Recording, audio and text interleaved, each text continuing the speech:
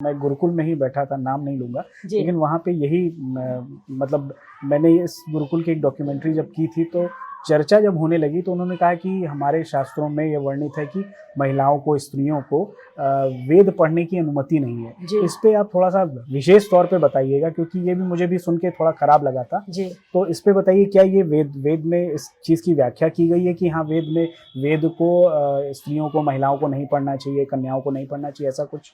वेद में कहीं पर भी ऐसा नहीं कहा है। हुँ। वेद के अनेक मंत्रों में नारी को एक देवी के रूप में, सरस्वती के रूप में, कि वो हमें ज्ञान दे, इस प्रकार की कामना की गई है। उसको विदुषी शब्द का प्रयोग किया गया है और उसके लिए ब्रह्मा शब्द का प्रयोग किया गया है। उनसे पूछा जाए, ब्रह्मा है, हमारे यहाँ 4 ऋत्विज होते हैं, ब्रह्मा, होता, अध्वर्यु, उद्गाता, है ना। अध्वर्यु जो सारे यज्ञ का सामान इकट्ठा करता है, और होता जो हवन करता है, और उद्गाता जो उसमें मंत्रों का पाठ करता है, और ब्रह्मा वो होता है जो सारे यज्ञ की दृष्टि रखता है, पूरे यज्ञ का संचालन करता है। तो नारी को स्त्री ही ब्रह्मा बभूविथ कहा गया है। ये वेद का मंत्र है कि स्त्री ब्रह्मा है, ब्रह्मा के पद को धारण करती है। तो उसके अंदर तो स्वाभाविक रूप से परमेश्वर ने उसको अनेक मंत्रों की ऋषिकाएं नारियां हैं, जिन्होंने वेद मंत्रों का दर्शन किया, जिन्होंने वेद को प्राप्त किया, तो वो साक्षात स्त्रियां हैं, ऋषिकाएं। और श्रौत सूत्र इत्यादि में कहा गया है कि सर्वेशाम अधिकार है, कि सबको वेद पढ़ने का अधिकार है। वहां पर स्पष्ट रूप से कहा, स्त्री च अविशेषात, कि स्त्री को भी अविशेष, विशेष माने विशेष और माने सामान्य रूप से स्त्री को भी वेद पढ़ने का अधिकार है।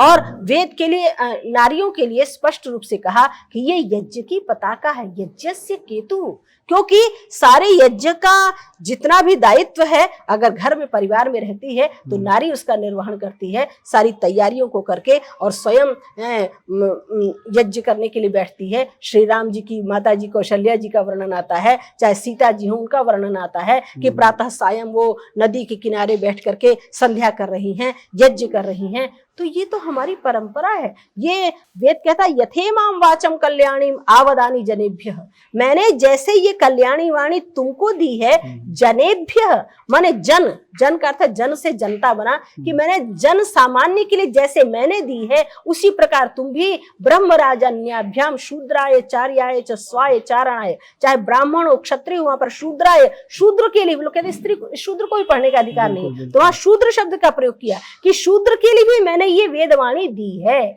मैंने ये 4 व्यवस्था बनाई है। ये छोटे बड़े की दृष्टि से नहीं बताई है, बनाया है, उनके कर्मों का विभाजन किया है।